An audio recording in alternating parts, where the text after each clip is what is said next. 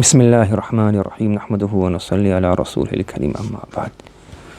So Mufti Taqi Usmani Sahib, Hafidhahullah, he's mentioning a story regarding, not a story, but a few snippets regarding the life of Mawlana Badre Alam. So he passed away in 1965. So he's mentioning that he studied, he was born in India, but then he did hijrah to Medina Munawwara. And in those days, now Makkah, Medina, the whole of Arabia is a developing nation. If you go back and look at old pictures of Umrah, old video of Umrah, old video of Hajj, like it was camels, they would come on 1960s, like an old little truck.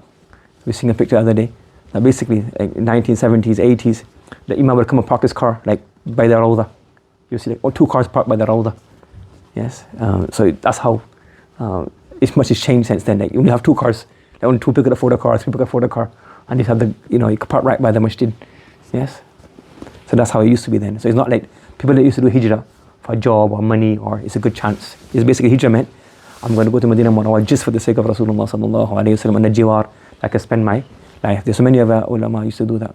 Hazrat Sheikh Mawlana Zakaria Sahib rahmatullahi alayhi, he taught hadith in Saharanpur for decades. And when he got older, he put his trusted student Sheikh Yunus rahmatullahi alayhi that you teach Bukhari, and then he hijrah to Medina Munawwara. And that's the only purpose he had there. I'm old now, so when he lived there in Medina Munawwara, and then he died there as well. So he also done hijrah to Medina Munawwara. And he mentions here, when he done hijrah, there's no visa, no passport, no work visa. So how are you going to survive? So just go there and let's see what happens. So he went there, and obviously there was income and everything was nothing. Beginning is hard. Allah subhanahu wa ta'ala test people. So he goes, once he became, so before we go into this, Allah subhanahu wa ta'ala, we believe that the karamat of the awliya, Allah subhanahu wa ta'ala, he sometimes bless the awliya, he's great friends with, things are not normal.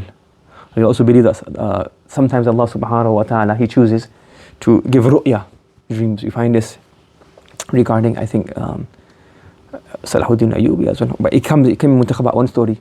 There were two students, they were studying, and they had no food. And all of a sudden one day, they were like really hungry, like days they never had anything to eat. And one day somebody came calling their names. That, look, so he said, how do you know us? Because we saw a dream. And the dream told us, come to this place and give these people food. And recently as well, I saw a video clip. Somebody had a very similar thing as well. That he kept on seeing a dream about somebody that he couldn't find this person. He kept on seeing the dream that go to this place and this person and give him such and such amount of money. And you can hear for many days he saw the dream. Same thing. I was even here happen. He went to hijrah to Medina Munawwara, and he got very sick. So again, he's got no steady income because he's just there. And he became very sick. And he was so sick that I couldn't even get up to eat. Couldn't get up to go and find anything as alone. And then one person came in our housing area saying, Badre Alam, Badre Alam, Badre Alam. So I was like, oh, I don't know anybody in Medina Munawwara. So he came to me and he said, this is some food for you. So I goes, how do you know who I am? I don't know you, I've never seen you before. And this food, how do you know I'm hungry? What's going on? He goes, I seen in a dream.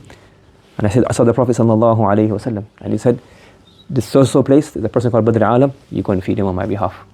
So Allah subhanahu wa ta'ala may give sacrifice and become the beloved of Allah subhanahu wa ta'ala. Allah subhanahu wa ta'ala provide from the unseen.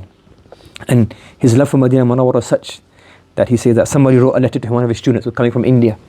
So in those times, people comes like boat, planes were not that common. So he said, somebody's coming from India. So he wrote that if you need anything from India, let me know. So he wrote back, he goes, Medina mein rehte hue kharij Medina ki zarurat.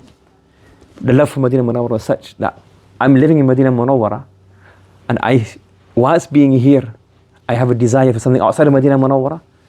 It's not, this would be disrespectful to Medina Munawwara. It's living here in the best place in the world, or one of the best places in the world, most beloved places in Allah subhanahu wa ta'ala in the world, where Allah chose for his Nabi. The Nabi's body is buried here, Sahaba's bodies are buried here. So in this blessed land, I think of other things outside Medina Munawwara. No, I don't need for anything.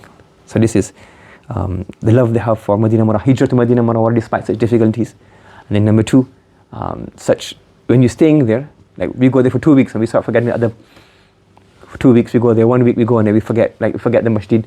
We go in the malls, we start from their shops, we start missing salah. Yes, they people live there, and despite poverty, difficulty, hardship, this is the amount of taqwa they had, the amount of love for Rasulullah they had, and the amount of respect they had for Medina Munawwara, that for me to ask for something from outside Medina whilst being in Medina, against the respect of Medina Munawwara. So may Allah subhanahu wa ta'ala also give us the ability to inculcate these qualities of love for Rasulullah, love for Medina, love for blessed places.